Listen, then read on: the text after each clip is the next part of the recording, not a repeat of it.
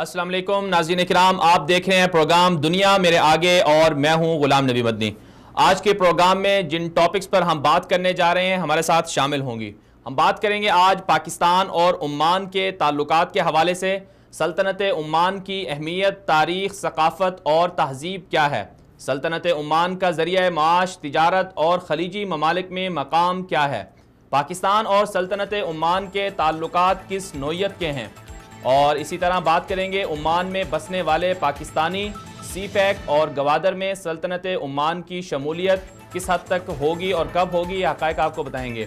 सल्तनत ओमान में पाकिस्तानियों के लिए रोज़गार के मौक़े हैं या नहीं हैं और कितने वहाँ पर लोग हैं, ये सारी की सारी तफसीलात और ये टॉपिक्स हैं जिन पर आज हम अपने प्रोग्राम में बात करने जा रहे हैं। इस खुसूसी प्रोग्राम है जिसमें हम पाकिस्तान और ओमान के ताल्लुकात के हवाले से बात कर रहे हैं। आज हमारे साथ इंतहाई मुअज़्ज़ज़ मेहमान हमारे साथ तशरीफ़ फरमा हैं स्टूडियो में, जनाब अमीर हमज़ा साहब, जो ओमान के अंदर पाकिस्तान के जो सफ़ीर हैं उनके मुशीर भी हैं और वहाँ पर पाकिस्तान और ओमान के ताल्लुकात के हवाले से भी काम कर रहे हैं, और दोनों ममालिक को एक दूसरे के करीब लाने के लिए और दोनों ममालिक की आवाम को एक दूसरे के करीब लाने के लिए भी अपनी जो कोशिशें हैं, जद्दोजहद हैं, वो भी कर रहे हैं। अमीर साहब बहुत बहुत शुक्रिया, आप तशरीफ़ लाए। बहुत शुक्रिया। ये फरमाइए कि सल्तनत ओमान पाकिस्तान के बहुत करीब है, ख़लीजी ममालिक और अरब ममालिक में पाकिस्तान और ख़लीजी ममालिक के ताल्लुकात बहुत अहमियत के हामिल तो हैं ही हैं, लेकिन चूँकि सल्तनत ओमान का जो हदूद हैं, जो बॉर्डर है, वो पाकिस्तान के बहुत ज़्यादा करीब है, तो ये सल्तनत ओमान की तारीख़ क्या है, ये कब से वजूद में आया, पाकिस्तान बनने से पहले से है, और ख़लीजी ममालिक में इसकी क्या अहमियत है? बिस्मिल्लाहिर्रहमानिर्रहीम। आपका बहुत शुक्रिया, आपने ये मौका दिया कि पाकिस्तान और ओमान के ताल्लुकात के हवाले से गुफ्तगू की जा सके। और तीन चीज़ें जो हैं वो हमें समझने की ज़रूरत है पाकिस्तान और ओमान ताल्लुकात के हवाले से। जो सल्तनत ओमान है उसकी कोई तारीख़ कोई 100 साल या 500 साल पुरानी नहीं है, तकरीबन 5-6 हज़ार साल पुरानी उसकी तारीख़ है, उसकी सकाफ़त और तहज़ीब है। आज तक सल्तनत ओमान किसी भी जो है वो मुल्क के तसल्लुत में नहीं रहा।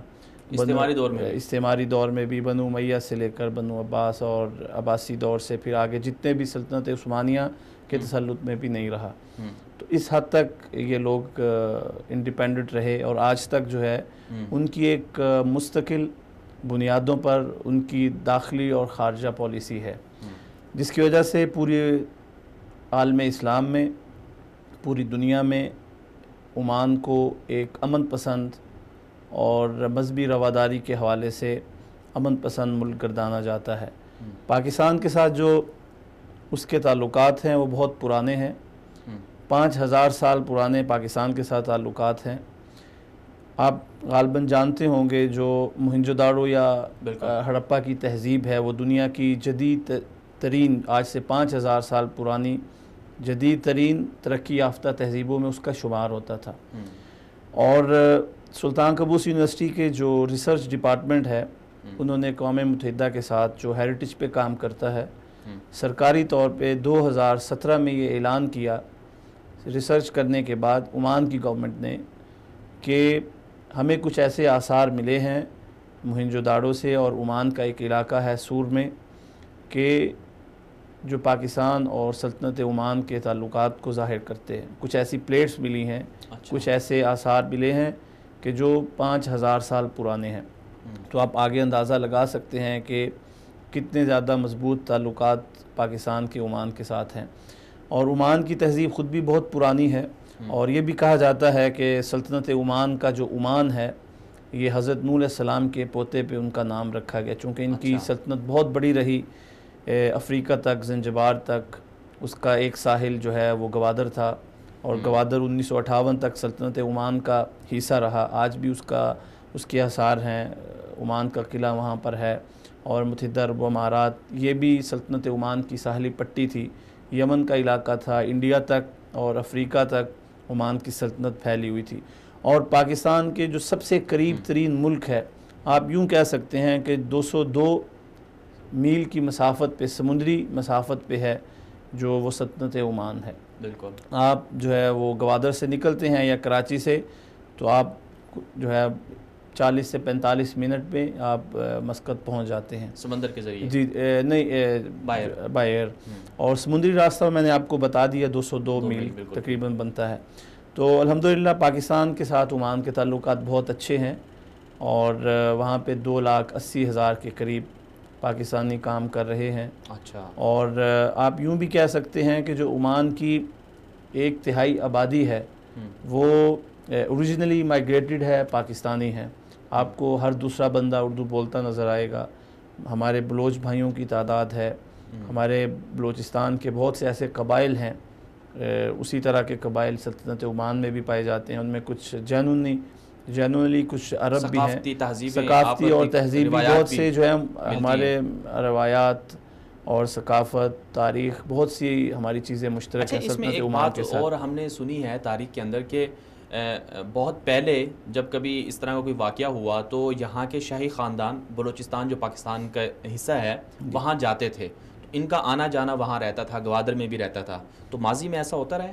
ماضی میں بالکل ایسا ہوتا رہا ہے۔ جو گوادر جس کی میں نے ابھی آپ کو بات بتائی ہے، ان کے شاہی خاندان کے کچھ لوگ وہاں پہ گئے تھے، اور اس وقت کے حاکم نے ان کو بطور تحفہ یہ گوادر دیا تھا، یہ علاقہ، کہ آپ یہاں پر رہیں۔ اور پھر کب کا ہے یہ تقریباً کوئی آج سے 200-250 سال پہلے کی بات ہے۔ پھر 1958 میں پاکستان نے مطالبہ کیا کہ گوادر ہمیں واپس کیا جائے، اور اس کے بدلے میں کچھ قیمت ادا کی گئی، اور گوادر پاکستان کا حصہ بن گیا، جس کی آج اسٹریٹجیکلی پوری دنیا میں اس کی اہمیت کو سب مانتے ہیں۔ تو اتنے زیادہ ہمارے تعلقات ہیں، لیکن ادھر ایک پہلو یہ بھی ہے کہ پاکستان کی حکومت نے اس طریقے سے عمان کو اپنی نظر میں، اپنے ریڈار پر نہیں رکھا جس طریقے سے دوسرے خلیجی ممالک ہیں، یا چائنا ہے، یورپین کنٹریز ہیں، امریکہ ہے، یا سعودی عرب ہے۔ تو خلیجی ممالک کا ایک اہم رکن ہے عمان، اور اس کی سرحد سعودی عرب کے ساتھ ملتی ہے، یو اے ای کے ساتھ ملتی ہے، یمن کے ساتھ ملتی ہے۔ جیسے آپ نے بات کی کہ پاکستان ہر 3 میں سے ایک پاکستانی جو ہے وہ آپ کو عمان میں ملے گا، تو جس طرح سے ہم نے ظاہر سی بات ہے پاکستان کے مسائل کے، پاکستانیوں کے مسائل پہ بھی تھوڑی بہت بات کریں گے، لیکن اس سے پہلے جیسے آپ تاریخ بتا رہے تھے، ثقافت بتا رہے تھے، تو جو ذریعہ معاش ہے عمان کے اندر، جس طرح سے ہم نے سنا کہ سعودی عرب بہت امیر ملک ہے، کویت کی کرنسی بہت زیادہ ہے، تو عمان کا ذریعہ معاش کیا ہے؟ وہاں کی اکانومی کس طرح سے ہے؟ دنیا سے عمان کے کیا تعلقات ہیں؟ سلطنت عمان کی جو معیشت کا انحصار ہے وہ ان کا آئل پروڈکٹس پہ ہے، تیل پہ ہے، اور اس کے بعد گیس کے ان کے پاس ذخائر بھی ہیں، لیکن اس حد تک نہیں ہے جس طریقے سے سعودی عرب میں ہیں۔ سعودی عرب میں تو ماشاءاللہ تیل کے ذخائر بہت زیادہ ہیں، اس کی جو مجموعی پیداوار ہے اس کے مقابلے میں بہت کم ہے۔ تیل اور گیس کے علاوہ جو ان کا سب سے معیشت کا اہم پہلو ہے وہ ہے سیاحت، کیونکہ ان کی تہذیب بہت پرانی ہے۔ اچھا۔ اور خاص طور پہ جو صفار کا علاقہ سلالہ ہے، اس کی جو ہے حضرت ایوب کے، ملکہ بلقیس کے، ان کے بھی آثار ہیں۔ جو اس کے علاوہ جو ریسنٹلی جوید چودھری صاحب عمان آئے تھے تو ہم نے مل کے سلالہ کا دورہ کیا تھا، اور ناسا نے اکتشاف کیا تھا کہ 1992 میں یہ اکتشاف ہوا کہ 18 میٹر جو ہے وہ زیر زمین ایک شہر دھنسا ہوا ہے، جس کو یہ تصور کیا جاتا رہا کہ یہ شداد کی جنت رہی کسی دور میں۔ تو اس حد تک ہے۔ تو ان کا سیاحتی بھی ہے، اور اس کے علاوہ تیل اور گیس کے علاوہ سیاحتی ان کا بہت بڑا پہلو ہے۔ لوگ خاص طور پہ یورپین جو ہیں وہ بہت آتے ہیں، اور امن و امان کے حوالے سے اس کی جو اسٹریٹجیکلی اس کی ویلیو ہے۔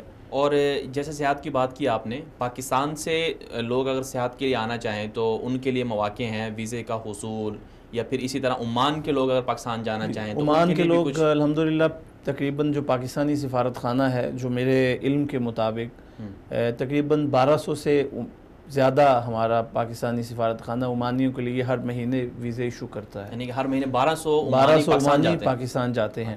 ان میں کچھ کے رشتہ دار ہیں وہاں پہ، کچھ پاکستان سیاحت کے لیے جاتے ہیں، کاروبار کے سلسلے میں جاتے ہیں، علاج کے سلسلے میں جاتے ہیں، لیکن وہ تعداد نہیں ہے جس طریقے سے عمانیوں کی تعداد بھارت جاتی ہے، انڈیا جاتی ہے۔ اس کی وجہ یہ ہے کہ پاکستانی حکومت کے ہمارے پچھلے ادوار میں تعلقات اس طریقے سے اچھے نہیں رہے. تعلقات تو اچھے ہیں، اس سے مراد یہ ہے کہ اس طریقے سے ان کے روابط مضبوط نہیں ہیں، ایکسچینج وزٹس نہیں رہے، اور کوئی اعلیٰ سطح پر ایسی اکانومی کے حوالے سے، معیشت کے حوالے سے میٹنگز نہیں ہوئی.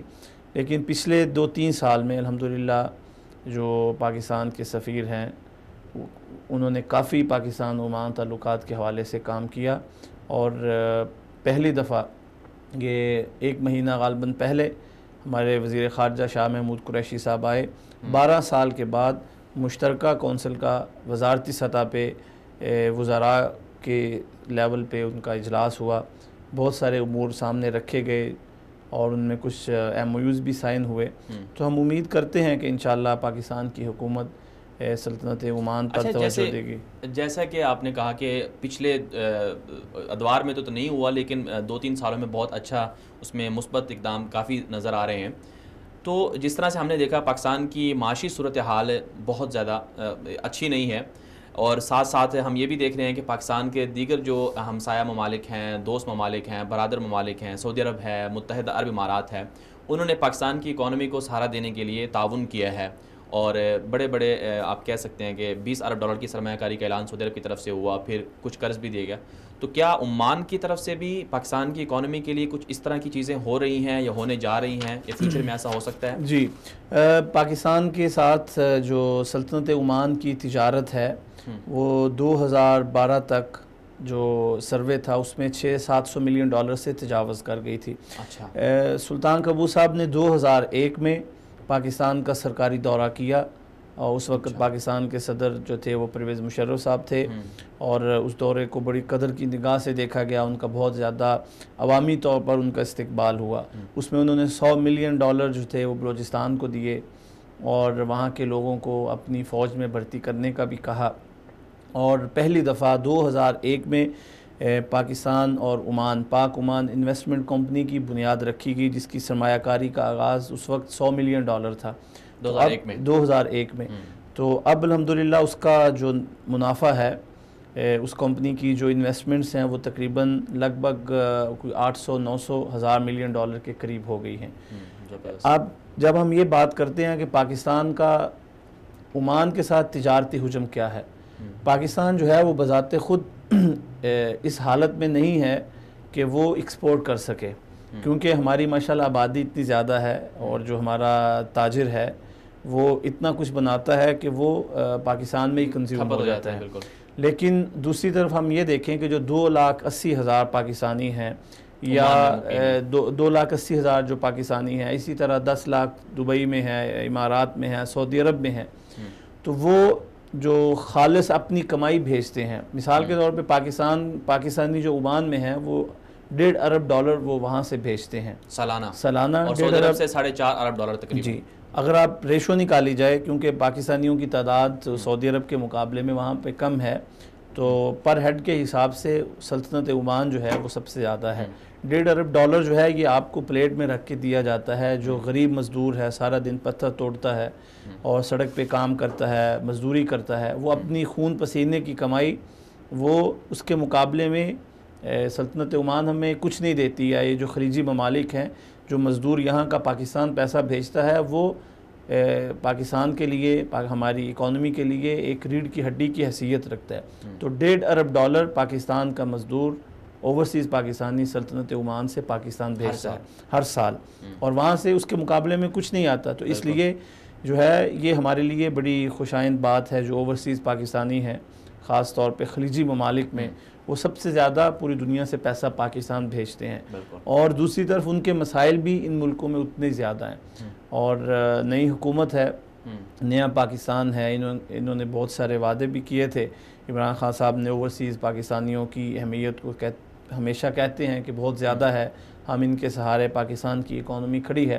تو اب یہ وقت ہے کہ یہ ثابت کریں کہ نیا پاکستان یا نئی حکومت جو ہے وہ اوورسیز پاکستانیوں کا درد سمجھتی ہے، اور جو مزدور یہاں پہ کام کرتا ہے اس کو ہم مقابلے میں کیا دیتے ہیں. بالکل امیر صاحب، یہاں پر جیسا کہ آپ نے بھی ذکر کیا کہ شاہ محمود قریشی صاحب نے دورہ کیا تھا عمان کا، اور نئی حکومت بھی کچھ اچھے اقدام ان کو کرنے چاہیے.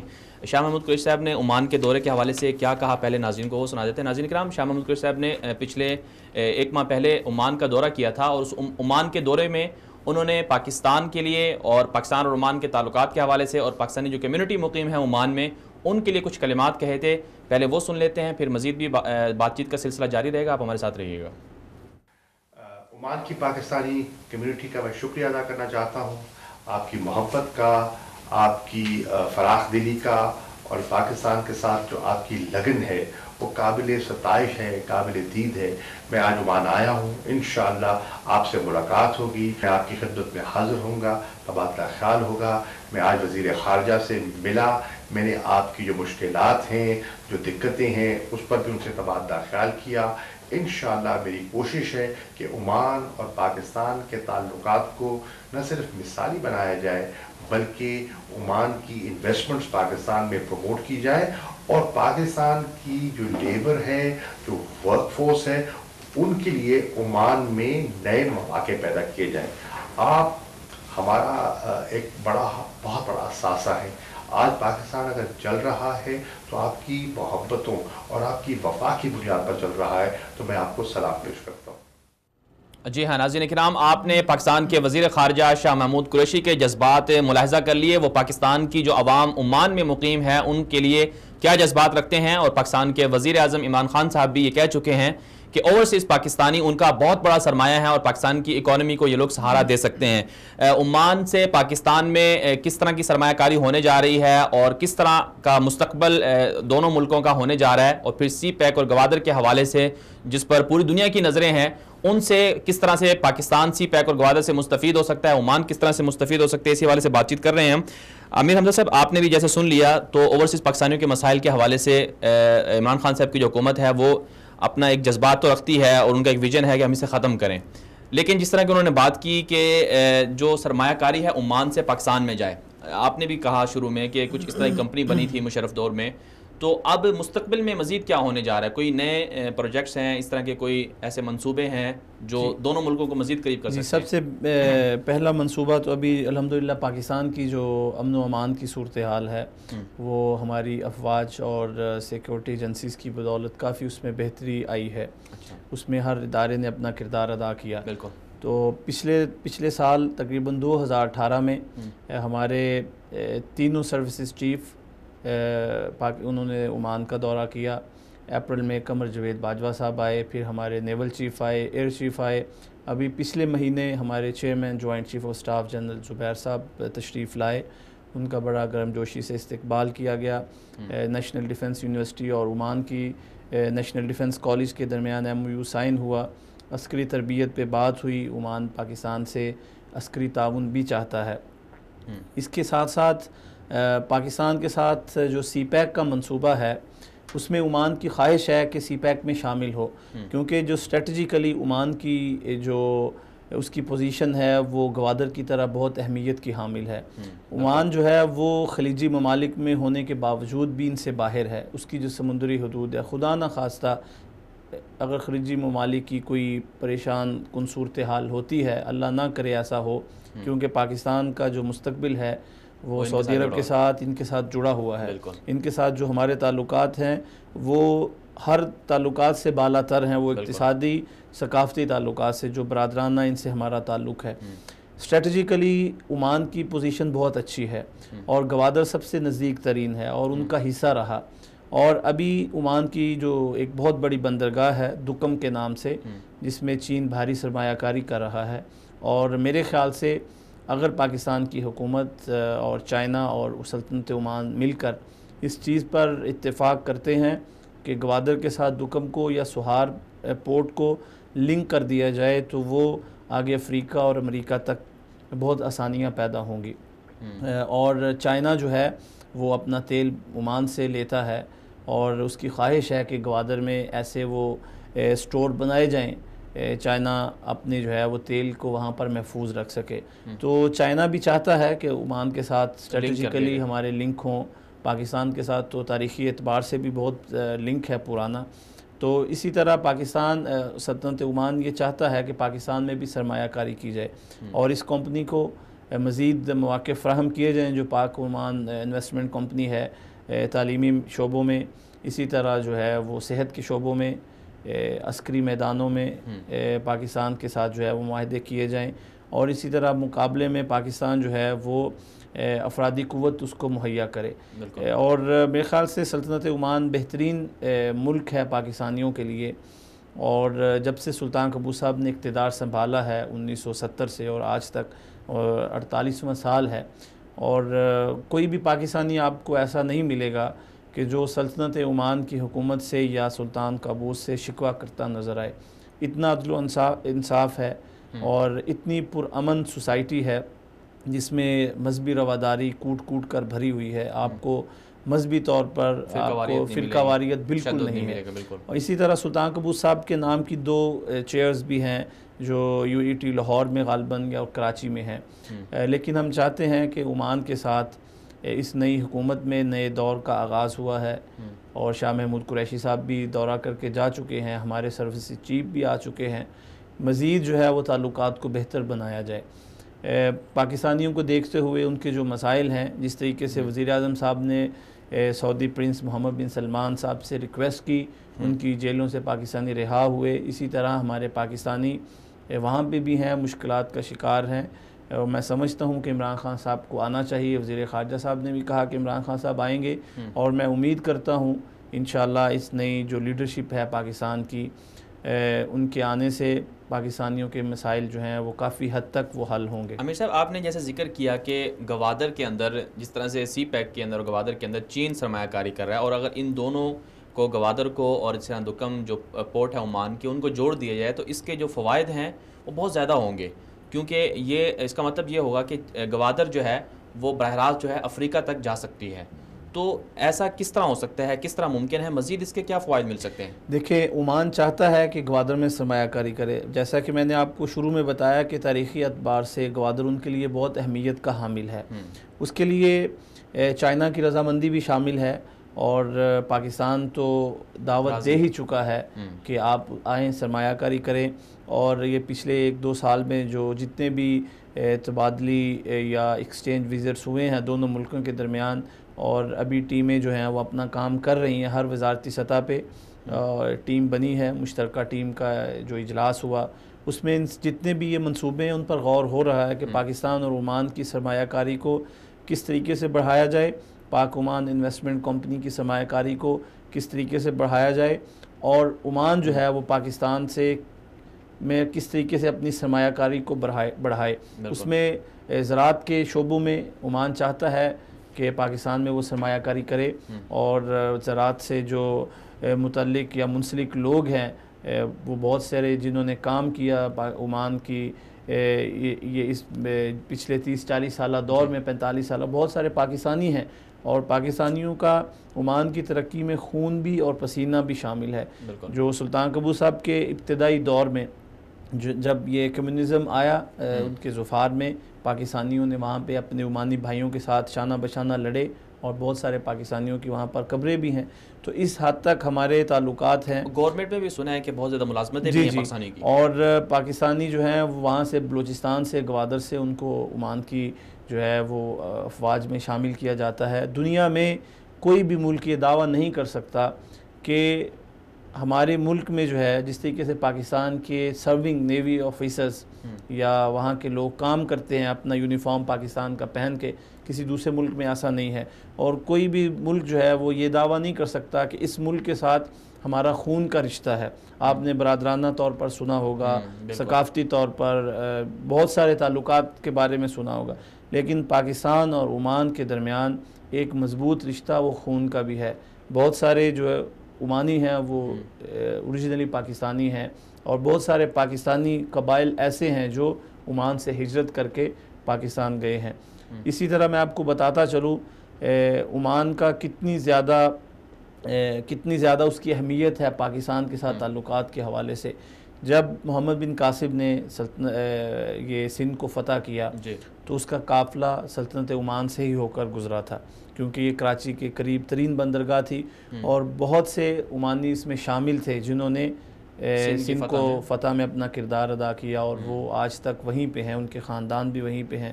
تو اس لیے ہم چاہتے ہیں کہ اس ملک کے ساتھ ہمارے تعلقات مزید مضبوط ہوں، کیونکہ یہ پرامن ملک ہے۔ پاکستانیوں کے لیے بڑی خوشائند بات ہے کہ ان کو سلطان قابوس جیسا اچھا حکمران ملا، جس کو پاکستانی ہی نہیں بلکہ عمانی، خلیجی، سب پورا عالم دنیا جو ہے وہ ان کے کردار کو سراہتا ہے کہ عمان نے ہمیشہ اپنا امن کے لیے، ملکوں کو ملانے کے لیے، وہ خواہ امریکہ ہو، ایران ہو، خواہ وہ اسرائیل اور فلسطین کا معاملہ ہو، ہمیشہ اپنا کردار ادا کیا۔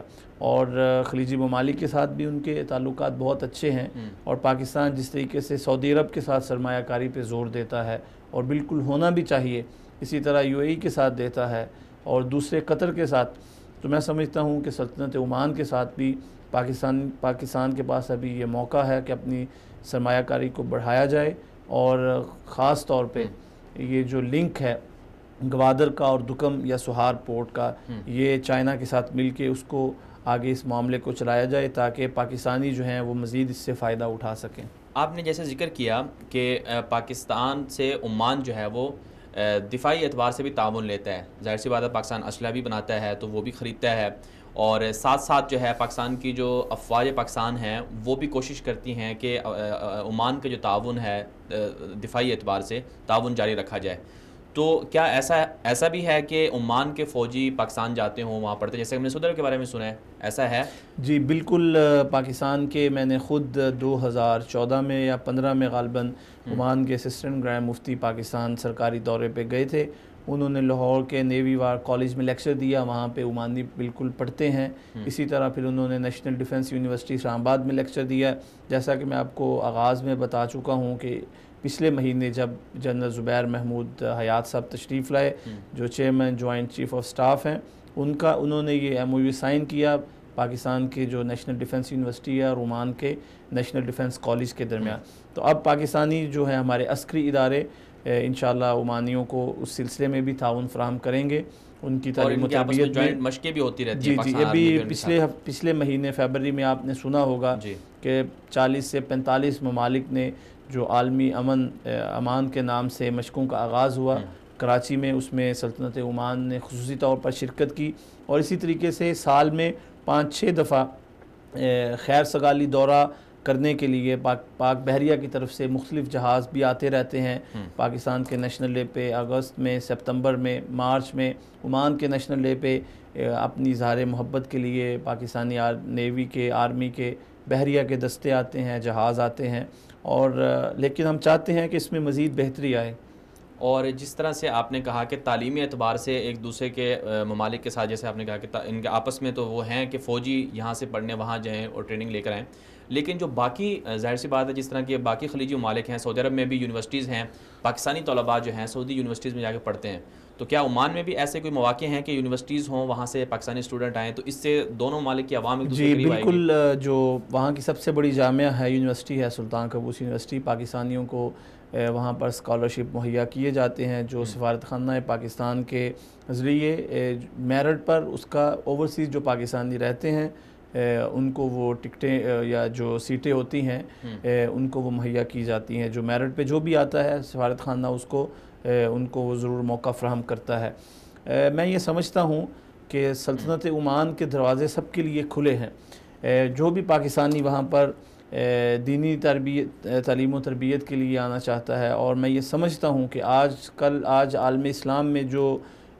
خون ریزی ہے یا جو جنگ کا ماحول ہے، مسلمان ایک دوسرے کے ساتھ آپس میں دست و گریباں ہیں، آپ یقین کریں کہ جو سلطنت عمان ہے وہ ریلیجس ٹالرنس اور میوچل انڈرسٹینڈنگ کے حوالے سے اپنی مثال آپ ہے، اور میں نے کئی مواقع پہ یہ بات رکھی ہے اپنے اعلیٰ جو پاکستان کے حکومتی عہدیداران ہیں کہ سلطنت عمان وہ عالم اسلام کا واحد ملک ہے جس میں فرقہ واریت نہیں ہے۔ آپ کو ہر طرح کا ہر فرقے سے تعلق رکھنے والا بندہ ملے گا، لیکن آپ کی طرف وہ پلٹ کے بھی نہیں دیکھے گا کہ آپ کس طریقے سے اپنی عبادت کر رہے ہیں۔ آپ کو 100 میٹر کے اندر 200 میٹر کے اندر مسجد، مندر اور گردوارہ بھی ملے گا۔ غیر مسلم جو ہیں، عیسائی ہیں، ہندو ہیں، سکھ ہیں، ان کو بھی اجازت دی گئی ہے، جو وہاں کی وزارت مذہبی امور ہے وہ اس قسم کی ہرگز اجازت نہیں دیتی کہ آپ کسی کی ذاتی معاملات میں مداخلت کریں یا کسی کی ذاتی زندگی میں آپ اس میں دخل اندازی کریں۔ پاکستان جو ہے اس میں آپ کو پتہ ہے کہ جس طریقے سے فرقہ واریت ہوتی ہے، ہمارے بہت سے مسائل ہیں، آبادی ہماری بہت زیادہ ہے، ہمارے وسائل کم ہیں، اور جو مذہبی طبقہ ہے اس سے بھی آپ بخوبی واقف ہیں کہ کس طریقے سے آپس میں ان کے معاملات ہیں۔ کوئی بھی ایک ایسا ادارہ پاکستان میں ہائی سطح پر، حکومتی سطح پر نہیں ہے سوائے اسلامی نظریاتی کونسل کے کہ جس کا اتھینٹک فتویٰ جاری ہوتا ہو، اور ہر فرقے کا اپنا مفتی ہے۔ اور یہ بڑی ندامت کی بات ہوتی ہے کہ جب پاکستان کے باہر ہم سے پوچھا جاتا ہے کہ آپ کا مفتی اعظم کون ہے اور کس کا فتویٰ وہاں پہ مانا جاتا ہے، تو ہم اس وقت جو ہے وہ ان کو مطمئن نہیں کر پاتے۔ ان کو تو شاید ہم مطمئن کر پاتے ہوں اس وقت، لیکن ذہنی طور پر، دلی طور پر اپنے جواب سے ہم مطمئن نہیں ہوتے۔ عمان میں یہ صورتحال نہیں ہے۔ پاکستان جو ہے وہ عمان سے ایک تو سی پیک سب سے بڑا منصوبہ ہے، اور دوسرا مذہبی رواداری کے حوالے سے ہماری جو وزارت ہے مذہبی امور کی، شاید ابھی ڈاکٹر نور الحق قادری صاحب بھی اگلے ہفتے عمان کے دورے پر تشریف لائیں، تو میری یہ خواہش ہے کہ پاکستان کی حکومت سلطنت عمان کے اس تجربے سے فائدہ اٹھائے۔ کس طریقے سے سلطان صاحب کے آنے سے پہلے کہ قبائل کا لوگوں کی آپس میں خانہ جنگی تھی، یہ پچھلے 45-48 سال میں اب جو ہے وہ ماحول بدل چکا ہے۔ عمان جو ہے وہ ایک دنیا کی جدید ترین ترقی یافتہ، جس کا دنیا میں تیسرے یا چوتھے نمبر پہ کہا جاتا ہے کہ یہ پرامن ملک ہے، خوشحال ملک ہے، اس میں ہر آنے والا انسان اپنے آپ کو وہ بالکل محفوظ ترین سمجھتا ہے۔ تو پاکستان سلطنت عمان کے اس مذہبی تجربے سے بھی فائدہ اٹھا کر لوگوں کو آپس میں ملا سکتے ہیں، اور جس طریقے سے انہوں نے اپنے مذہبی منافرت کو ختم کیا، میں سمجھتا ہوں کہ اگر ان سے اس سلسلے میں تعاون لیا جائے اور ہمارا جو علماء طبقہ ہے ان کو سلطنت عمان بھیجا جائے، ان کی جو ہے فکری اعتبار سے ان کی ٹریننگ کی جا سکے، تو یہ بڑی خوشائند بات ہوگی۔ جیسے آپ نے بات کی کہ مذہبی منافرت کے حوالے سے خاتمہ وہاں نہیں ہے، مذہبی منافرت نہیں ہے، تو پرامن ہے، اور عالم اسلام کے حوالے سے بھی عمان اپنا کردار ادا کرتا رہا ہے۔ کشمیر اور فلسطین یہ عالم اسلام کے دو سلگتے ہوئے ایشو ہیں، تو اس حوالے سے عمان کا کیا وہ نظریہ ہے؟ جس طریقے سے سعودی عرب کے لوگوں کو آپ زیادہ جانتے ہیں، دلی طور پر ایموشنلی یہ پاکستان کے ساتھ اٹیچ ہوتے ہیں، خواہ ان کی گورنمنٹ کا کوئی بھی موقف ہو، ہر جو ہے وہ گورنمنٹ کی اپنی مجبوری ہوتی ہے، عالمی سطح پر ان کو پریشر ہوتا ہے، لیکن جو لوگوں کی محبت ہے وہ آپ سعودی عرب میں دیکھتے ہیں کہ پاکستان کے ساتھ کیسے ہے۔ اسی طریقے سے جو سلطنت عمان کی عوام ہے وہ پاکستان کو ہمیشہ مقدم سمجھتے ہیں، پاکستانیوں کو اپنا دوسرا، پاکستان کو اپنا دوسرا گھر سمجھتے ہیں، اور جتنی بھی وہاں پر کمیونٹیز رہتی ہیں سب سے زیادہ ان کا جو اعتماد ہے، ان کی جو محبت ہے وہ پاکستانیوں کے ساتھ ہے۔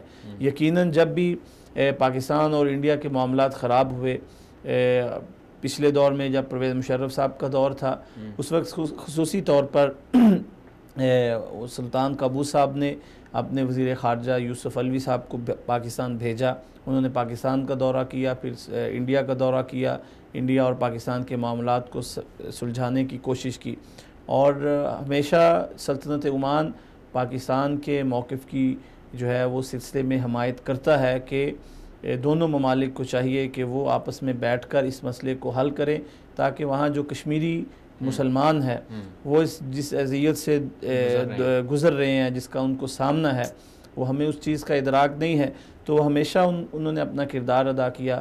اور اقوام متحدہ میں بھی جو ترتیب ہے، پاکستان اور عمان ہمیشہ اکٹھے بیٹھتے ہیں، ساتھ بیٹھتے ہیں، اور بہت سارے مواقع ایسے بھی آئے کہ ان کی ایک ہی آواز ہوتی ہے، اور کشمیر کے مسئلے میں بھی وہ مذاکرات پر زور دیتے ہیں کہ انڈیا اور پاکستان۔ فلسطین کے حوالے سے ابھی کچھ عرصہ پہلے آپ نے دیکھا، 2 ماہ پہلے اسرائیل کے وزیر اعظم وہاں پہ آئے، انہوں نے خصوصی طور پر سلطان قابوس سے ملنے کی درخواست کی، انہوں نے ان کو ویلکم کیا، اس لیے ویلکم کیا کہ لوگ بہت سی تنقید بھی کرتے ہیں کہ سلطنت عمان جو ہے وہ اسرائیل کے ساتھ اپنے تعلقات ان کو بڑھانا چاہتے ہیں، اور جو فلسطین کا مسئلہ ہے اس کو انہوں نے پس پشت ڈال دیا. ایسی ہرگز بات نہیں. ان کے وزیر خارجہ صاحب کی بھی کب بھی وضاحتی بیان آیا، ہم ہرگز یہ نہیں کرنا چاہتے، اور ہم ہمیشہ فلسطین کے مسئلے کو مقدم رکھتے ہیں، لیکن ہم یہ چاہتے ہیں کہ کب تک فلسطین کا مسئلہ اور فلسطینی جو ہے وہ اس آگ سے، اس عذاب سے گزرتے رہیں گے، جب تک کوئی ملک آگے نہیں بڑھے گا، اسرائیل سے بات چیت نہیں کرے گا، تیسرا فریق اس میں شامل نہیں ہوگا، تو کس طریقے سے مذاکرات ہوں گے، جنگ بندی ہوگی. دونوں ریاستوں کا مستقل حل ہونا چاہیے. تو وہ ہر جنگ کا جو ہے وہ حل آخر میں مذاکرات ہی ہوتا ہے. اس لیے جو خواہ وہ کشمیر کا مسئلہ ہو، خواہ وہ فلسطین کا مسئلہ ہو، تو اس کا عمانی جو ہے وہ فلسطین کے ساتھ ہے. اچھا، آخر میں یہ بتا دیں کہ جو پاکستان سے لوگ آنا چاہتے ہیں عمان روزگار کے لیے، تو یا آپ حکومت کو کیا تجاویز دینا چاہتے ہیں کہ پاکستان کی جو عوام ہے اس کو، یا جو روزگار حاصل کرنا چاہتے ہیں، تو عمان میں کون کون سے ایسے شعبے ہیں جہاں پر ان کو لایا جا سکتا ہے، ضرورت ہے عمان کو؟ جی، عمان میں پاکستانیوں کے لیے بہت سے مواقع ہیں. جس طریقے سے ابھی حالیہ دنوں میں ہماری حکومت نے قطر کے ساتھ معاہدہ کیا، 1,00,000 پاکستانیوں کو. بالکل اس طریقے سے اگر بات کی جائے، سلطنت عمان میں ہمارے پاکستانی ضرور شامل ہو سکتے ہیں، آ سکتے ہیں. بڑی 3 لاکھ کے قریب ہمارے پہلے ہی پاکستانی وہاں پہ کام کر رہے ہیں. اگر اوورسیز وزارت جو ہے، وزارت اوورسیز منسٹری جو ابھی جن کی سربراہی میں خالد زلفی بخاری صاحب اس کے وزیر ہیں، اور وہ میں خیال زیادہ بہتر سمجھتے ہیں اوورسیز کے مسائل کو، کیونکہ وہ خود بھی اوورسیز پاکستانی ہیں. تو ایسے اگر ایک گورنمنٹ حکومتی سطح پہ ایک ایسا ادارہ بنے جو خود ٹرین کر کے پاکستانیوں کو سلطنت عمان بھیجے، ہنرمند افراد کی ضرورت ہے، خواہ وہ کسی شعبے میں بھی ہوں. اگر اور پاکستانی ماشاءاللہ جو ہے وہ اپنا کردار پہلے سے ادا بھی کر رہے ہیں، لیکن جہاں پر خلل پڑتا ہے، بہت سارے پاکستانی آتے ہیں اور ان کے ساتھ ویزوں کے مسائل ہوتے ہیں، وہ واپس چلے جاتے ہیں. ایک تو ان کو زبان کا مسئلہ ہوتا ہے، اور دوسرا ان کے پاس کوئی بھی ہنر نہیں ہوتا. اگر حکومتی سطح پہ ایک ایسا ادارہ ہو جو ان کی ہر اوورسیز پاکستانی جو غیر دیار میں جائے، اس کی وہ ٹریننگ کر کے بھیجے، میرے خیال سے وہ پاکستان کا بہتر سفیر بھی بن سکتا ہے. اپنی عادات سے، اپنے رویے سے اگر اس کی بہتر ٹریننگ ہوگی، اور پاکستان کے لیے وہ سرمایہ بھی بھیجے گا، اور اپنے ملک کی بہتر طریقے سے نمائندگی بھی کرے گا. اور بہت سے شعبے ہیں عمان میں، میکینیکل کا ہے، آئی ٹی کا ہے، انجینئرنگ کا ہے، اور سب سے بڑا جو شعبہ ہے اسلامک بینکنگ، جس کا آغاز 2013 میں ہوا، اور بفضل خدا وہ پاکستان کے تعاون سے اسلامک بینکنگ کا آغاز عمان میں ہوا. اور اب اس پورے کے پورے شعبے میں آپ کو پاکستانی نظر آئیں گے. پاکستانیوں نے اپنا کردار ادا کیا، جس میں سمجھتا ہوں کہ ہماری انٹرنیشنل اسلامک یونیورسٹی کے لوگ تھے، مولانا تقی عثمانی صاحب تھے. اس طریقے سے اور بھی بہت سے شعبے ہیں. ہمارے ایسے ڈاکٹر حضرات ہیں جو 30-40 سال ہو گئے جن کو عمان میں اپنی سروسز فراہم کرتے ہوئے. جامعات میں بھی ہیں، یونیورسٹیز میں بھی ہیں. آخر میں ایک بات اور بھی بتا دیں کہ اگر کوئی پاکستانی عمان سیاحت کے لیے آنا چاہتے ہیں، تو ان کے لیے ویزے کا مرحلہ کیا ہے؟ بالکل ویزا جو ہے وہ آن لائن ویزا اب انہوں نے اس کا اجرا کر دیا ہے. پاکستانی جو ہے وہ کبھی بھی، بہت سارے پاکستانی آتے بھی ہیں، اور ان کے لیے آن لائن ویزا بہت آسان ہے، وہ اپلائی کر کے وہ کبھی بھی آ سکتے ہیں سلطنت عمان میں. لیکن دوسرا جو ایک سب سے بڑا مسئلہ ہے، وہ میں یہ سمجھتا ہوں کہ وہ حکومت پاکستان کے متعلق ہے. جیسا کہ میں نے آپ کو بتایا 3 لاکھ پاکستانی ہیں. وہاں سے 3 ہماری ایئر لائنز آتی تھیں. دو عمان کی ایئر لائنز ہیں، ایک عمان ایئر ہے اور دوسری سلام ایئر. 3 پاکستانی ایئر لائنز تھیں، جس میں PIA، شاہین ایئر اور ایئر بلو تھی. ایئر بلو نے اپنا آپریشن مکمل طور پر وہاں سے وہ وائنڈ اپ کر کے پاکستان آ گئے ہیں. اور شاہین ایئر کا مسئلہ جو ہے وہ سپریم کورٹ میں تھا. وہ جو ہمارے چیف جسٹس صاحب نے جو کیا، وہ آپ کے سامنے اس کا فیصلہ نہیں کیا انہوں نے. شاہین ایئر بند ہونے کی وجہ سے اس کے جتنے بھی آپریشن ہیں وہ آج کے دن تک وہ سسپینڈ ہیں. پاکستانیوں کو بہت سے مصائب کا سامنا ہے. جو ٹکٹ 100 عمانی ریال کا ملتا تھا، 120 ریال کا ملتا تھا. جو 30,000 کا ٹکٹ تھا، اب وہ اس کی 3 گنا قیمت بڑھ گئی ہے. اور جو مزدور طبقہ ہے وہ اتنا زیادہ جو ہے وہ افورڈ نہیں کر سکتا. تو لہٰذا میری پاکستان کی حکومت سے، ہمارے اعلیٰ جو عہدیداران ہیں، عدالت سے یہ درخواست ہے کہ ایز ایک پاکستانی جو سلطنت عمان میں مقیم ہے، وہ یہ اس درد سے بات کہتا ہے کہ جو ہمارا مزدور طبقہ ہے ان کے لیے بہت سارے مسائل کا سامنا ہے. ہماری 2 ایئر لائنز بالکل بند ہیں اور پی آئی اے بھی کچھ نہ کچھ ہونا چاہیے، متبادل ہونا چاہیے. اور پی آئی اے جو ہے اس کے بھی اتنی فلائٹس نہیں ہیں، وہ بھی ہفتے میں 1 یا 2 وہ ان کی فلائٹس آتی ہیں. اور جو وہاں پہ اوورسیز پاکستانی کسی حادثے کا شکار ہوتا ہے یا وہ اس کی موت واقع ہو جاتی ہے، تو آپ یہ دیکھ لیں کہ یہ المناک صورتحال ہے کہ جو ہمارا پی آئی اے قومی ایک ادارہ ہے اور وہ اوورسیز پاکستانی کی میت کو لانے کے لیے اگر ایک بندہ فوت ہوا ہے تو اس سے 4 لوگوں کے ٹکٹ وصول کیے جاتے ہیں. تو یہ بہت بڑا ظلم ہے اوورسیز پاکستانیوں کے ساتھ. آپ ایک طرف تو یہ کہتے ہیں کہ ہمارا سرمایہ ہے اور دوسری طرف آپ ان کو $1.5 ارب آپ کو وہ بھیجتے ہیں، آپ کو خالص اپنی کمائی دیتے ہیں، اس کے بدلے میں پاکستان کچھ نہیں دیتا عمان کو. تو آپ یہ اس طریقے سے ظلم نہ کریں. جو اوورسیز پاکستانی لگن سے کام کرتے ہیں، آپ ان کو پاکستان میں جو ہے وہ بہت سارے آپ بھی ان کو مواقع فراہم کریں کہ وہ خوشی سے اپنی محنت کا پیسہ جو ہے پاکستان میں وہ انویسٹ کر سکے. جب آپ پاکستان کی طرف سے ایسے معاملات آئیں گے یا ہماری ایئر لائنز ایسے معاملات کریں گی تو پھر آپ خود اندازہ لگا سکتے ہیں کہ وہ اوورسیز پاکستانی اس کا دل جو ہے وہ کتنا متنفر ہوتا ہے، وہ نہیں چاہتا کہ وہ پاکستان میں جا کے انویسٹ کرے. چلیں امیر حمزہ صاحب، آپ کا بہت بہت شکریہ. آپ نے پاکستان اور عمان کے تعلقات کے حوالے سے بہت قیمتی اور معلوماتی گفتگو کی. آپ تشریف لائے، آپ کا بہت بہت شکریہ. جی ناظرین کرام، بات کر رہے تھے آج پاکستان اور عمان کے تعلقات کے حوالے سے. یہ عمان جو ہے جس طرح سے پاکستان دنیا کے اندر بہت زیادہ اہمیت کا حامل ہے، اور پاکستان نہ صرف دنیا کے اندر بلکہ جو عالم اسلام ہے اس کے اندر پاکستان کی بہت زیادہ اہمیت ہے. پھر عالم عرب جو ہے اس کے اندر بھی پاکستان کی اس سے بھی زیادہ اہمیت ہے. اور یہ جو عمان ہے یہ پاکستان کے بالکل قریب ترین جو ہے وہ ایک عالم عرب کا یہ خلیجی ملک ہے، اور اس کے پاکستان کے ساتھ تعلقات بھی بہت پرانے ہیں. تو اس لیے پاکستان کی حکومت کو چاہیے کہ عمان کے ساتھ تعلقات کو مزید وسعت دے، اور دونوں ممالک کے جو سی پیک اور گوادر کا منصوبہ ہے اور اس میں 200 میل کا صرف فاصلہ ہے، اسے مزید جوڑ دیا جائے، اور پھر اس کے ذریعے سے گوادر کو اور سی پیک کو اس کے جو ثمرات ہیں وہ افریقہ تک پہنچائے جائیں. اور اس کے ساتھ ساتھ جو پاکستانی کمیونٹی عمان میں مقیم ہے ان کے جو مسائل ہیں اس کے لیے بھی حکومت پاکستان کو اقدامات کرنے چاہیے. بالخصوص جیسا کہ ابھی ہم نے سنا کہ جو پاکستان کی ایئر لائن ہے پی آئی اے، وہ بہت زیادہ جو پاکستانی وہاں پر مقیم ہیں ان کے مسائل حل نہیں کر سکتی، اور ان سے ڈبل کرائے بھی وصول کیے جاتے ہیں. اگر کوئی آدمی فوت ہو جاتا ہے تو ان سے زبردستی جو ہے 4 ٹکٹ وصول کیے جاتے ہیں. تو یہ ختم ہونا چاہیے. یہ صرف عمان کا مسئلہ نہیں ہے بلکہ سعودی عرب اور دیگر خلیجی ممالک میں بھی پاکستان کو ایسی ایئر لائن چلانی چاہیے. وزیر اعظم عمران خان صاحب کو بھی چاہیے کہ جو اس بات پر یقین رکھتے ہیں کہ سیاحت کا شعبہ ترقی کرے. وہ کیسے ترقی کرے گا؟